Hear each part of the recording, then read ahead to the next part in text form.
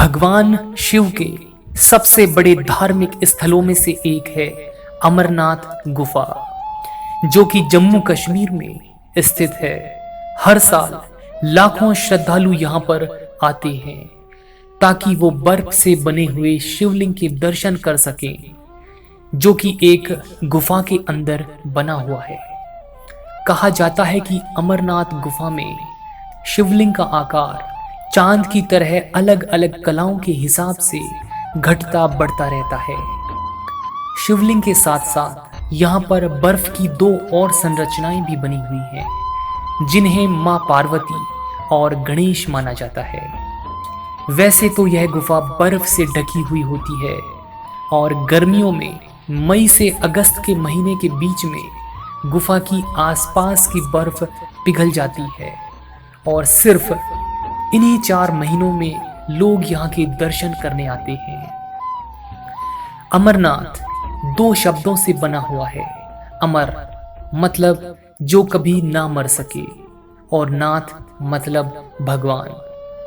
इस गुफा को यह नाम इसलिए मिला क्योंकि ये वो गुफा है जहां भोलेनाथ ने मां पार्वती को अमर होने का रहस्य बताया था।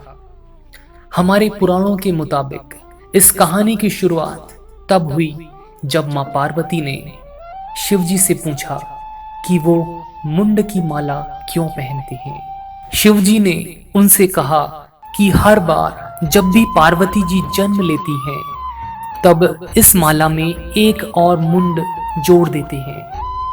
तब पार्वती जी ने शिवजी से पूछा कि मुझे हर बार नए रूप में आना पड़ता है और सालों तपस्या करने के बाद आप मुझे मिलते हैं।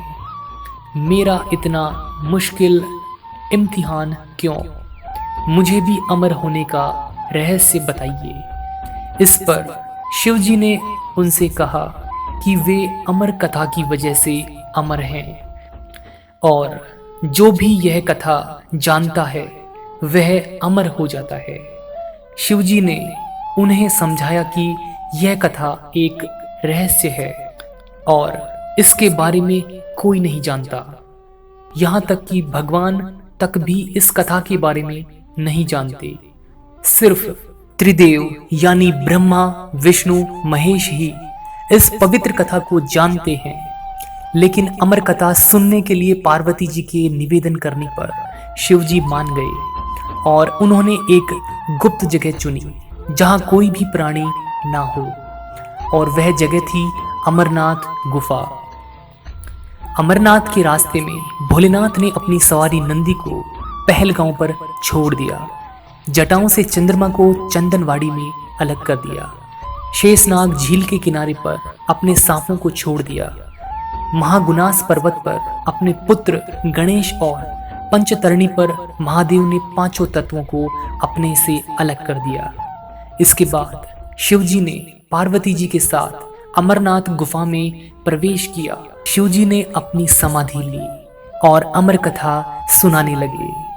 कथा सुनाने के बीच में ही पार्वती जी को नींद आ गई क्योंकि कथा बहुत लंबी थी और वे अमरनाथ के सफर में काफी थक गई थीं।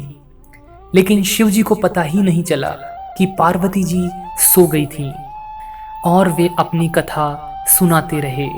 इस दौरान 2 सफेद कबूतर गुफा में मौजूद थे और वे दोनों कबूतर इस कथा को सुन रहे थे।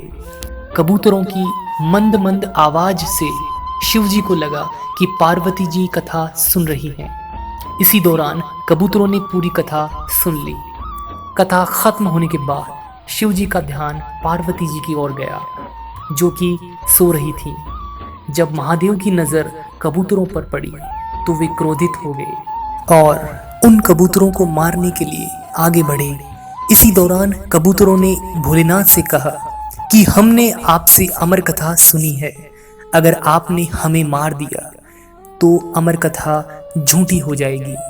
इस पर शिवजी ने उन्हें छोड़ दिया और उन्हें आशीर्वाद दिया कि वे हमेशा इस जगह शिव और पार्वती के प्रतीक के रूप में रहेंगे। और इस तरह यह गुफा अमरनाथ के नाम से प्रसिद्ध हुई। कहते हैं आज भी इन दोनों कबूतरों के दर्शन भक्तों को गुफा में होते हैं।